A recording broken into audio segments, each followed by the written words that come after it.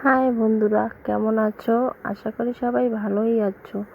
বর্ষা বৈদ্য ব্লগে সবাইকে জানাই স্বাগত। আজকে একটা নতুন ভিডিও নিয়ে চলে এসেছি। ভিডিওটা আশা করি সবার ভালো লাগবে। ভালো লাগলে পাশে থাকবে, লাইক অ্যান্ড সাবস্ক্রাইব করবে। কদিন বৃষ্টির পরে আজকে সুন্দর রোদ উঠেছে, ঝলমলে রোদ। আমি জামা কাপড় রোদ দিয়েছি। দেখো, হাঁস মুরগিগুলো খুব সুন্দর রোদ পোয়াচ্ছে। হাঁসগুলো আনন্দে জল পেয়ে নাচানাচি করছে। এখন আমি দুপুরে রান্না করছি। কি কি রান্না করছি তোমাদের অবশ্যই দেখাবো। রান্নাটা হয়ে যাক। ইলিশ মাছ এনেছিল, সেই এক কেটে ধুয়ে ফেলেছি। এখন আমরা 4জন মানুষ ঘরে। মেয়ে তো খেতে পারে না, ছেলে তাও 4 পিস নিয়েছি। আমার শাশুড়ি মা এসে মাঝে মাঝে ভাত খায়।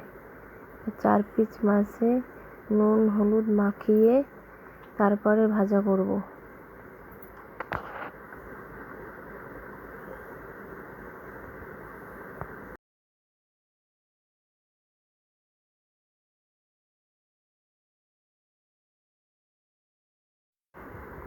এরকম মাখানো হয়ে গিয়েছে। এখানে তেলও গরম হয়ে গিয়েছে। মাছ ভেজে নিচ্ছি। ইলিশ মাছ ভাজা, তার তেল থেকে ভাত খেতে ভীষণ ভালো লাগে। বাঙালিদের তো এই খাওয়া দাওয়া।